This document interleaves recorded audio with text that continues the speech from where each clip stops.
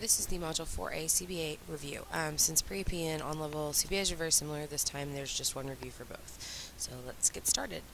Simplify the following expressions using order of operations. So for order of operations, if you want to write your parentheses, exponents, multiply and divide, and I always put an arrow so I know from left to right, and then add and subtract, same thing from left to right. So number 1, 12 divided by 3 plus 21 divided by 3. So parentheses, both division, this should be easy. 12 divided by 3 is 4. 21 divided by 3 is 7. 4 plus 7 is 11. Number 2, 25 plus 10 divided by 5 minus 3 times 2 plus 4 squared. So a little more complicated. Parentheses are going to be first. 25 plus 10 is 35. And then I rewrite the entire problem. And then I'm going to go ahead and do my exponent. 4 squared is 16, not 8. So now I'm on to the multiply divide, and I have a multiplication problem first. So I've got to do 7 minus 3 times 2 plus 16. Now I have 3 times 2, because that's my next step. So now I have 6, that's 6. 7 minus 6 plus 16. Again, add and subtract, I'm going to go left to right. 7 minus 6 is 1. 1 plus 16 is 17. So that's the answer. 24 plus 2 times, because it's right next to a parentheses, times 3 squared plus 4 squared divided by 5. So in the parentheses first, 3 squared is 9, plus 4 squared is 16. I'm going to bring down the rest of my parentheses, okay, or my rest of my problem. This is going to be 25. So I'm going to leave the parentheses around just for the multiplication purpose, but your parentheses is done at this point. So my next step is going to be 2 times 25, which is 50. And again, just bringing the rest of my problem down. 50 divided by 5 is 10. So 24 plus 10, which is 34.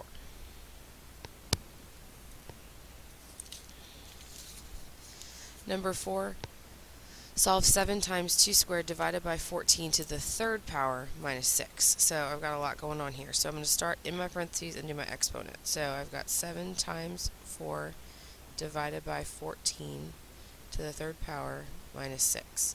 Now I'm going to do my 7 times 4, which is 28.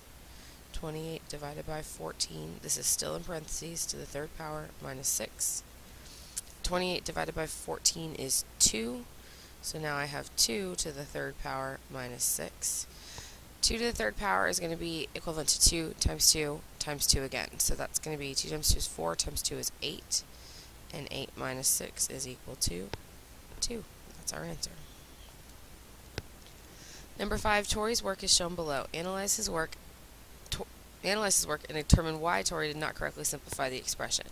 So what I would do is, to do this, I would solve it myself, and then I can compare it to what I think I need to do. So I'm going to come over here, 7 plus 1 times 5 plus 3 to the third power. So my first step is going to be 7 plus 1, which is 8. 8 times 5 plus 3 to the third power. My second step is going to be 3 to the third power. 3 to the third power is not 3 times 3. It's 3 times 3 times 3. So 3 times 3 is 9, times another 3 is 27. So now I have 8 times 5 plus 27. Then 8 times 5 is 40. 40 plus 27. So my final answer would be 67. Okay, so now I can come look over here, and it says the original expression. And then it takes it, and they did do the parentheses first, which is good.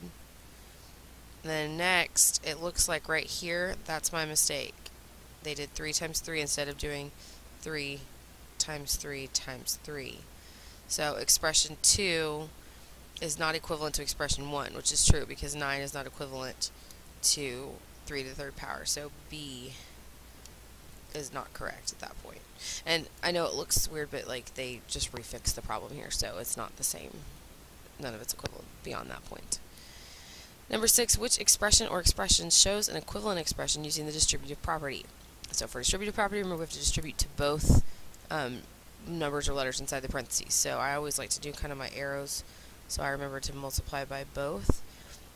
And unfortunately with these kind of problems, you're just going to have to work it out until you find the one that matches. So 11 times A would be 11A minus 11 times 3 is 33. That does not match. 6 times Y is 6Y plus 6 times 4 is 24. This has a minus sign, so that does not match.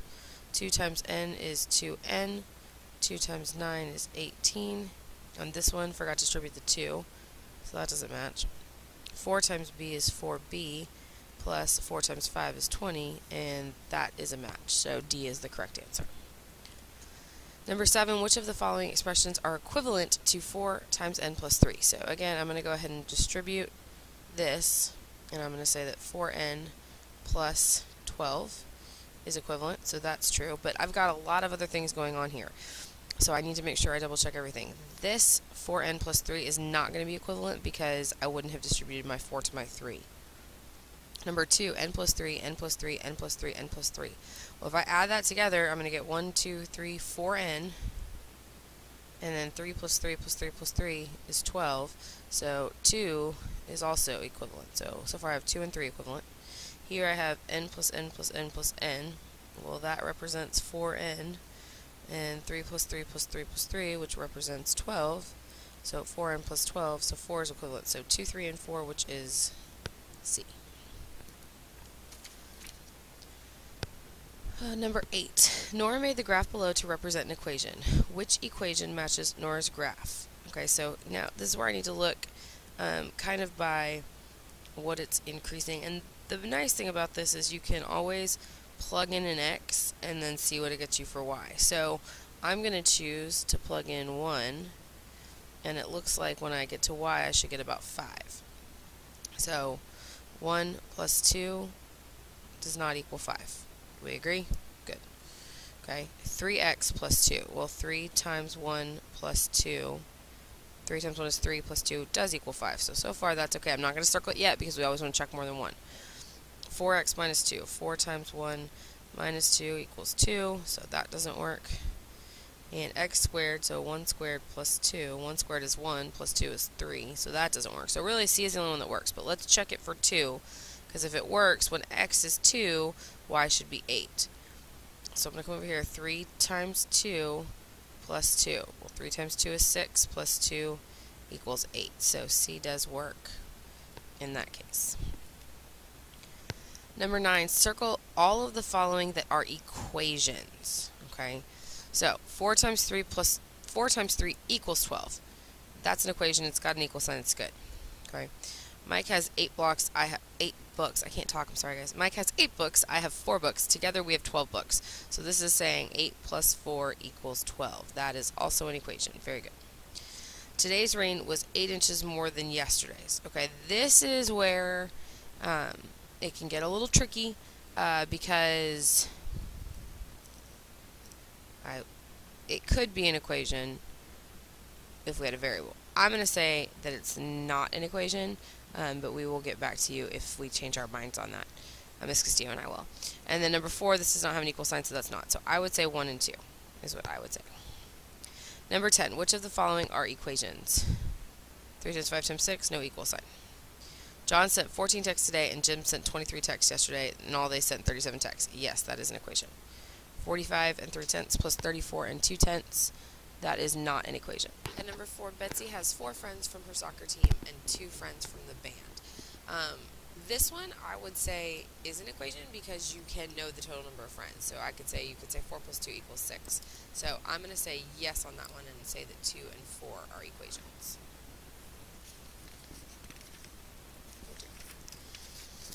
Alright, which model shows the algebraic expression 3x plus 5 using algebra tiles? So I need 3x and 5 singles, and that would be A, which is the right answer. And most of y'all have seen that. I think that question showed up on a quiz a while back. So, which property, sorry, there's something hitting the microphone. There we go.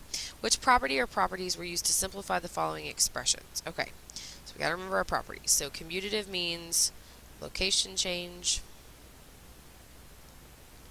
Associative means grouping change.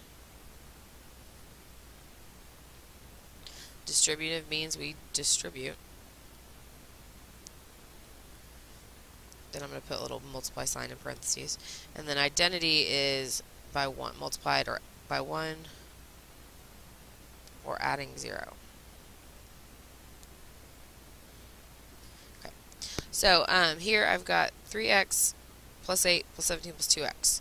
Then I have 3x plus 2x plus 8 plus 17. So automatically I've changed the where the numbers are, so that is commutative. 1's done. It's in.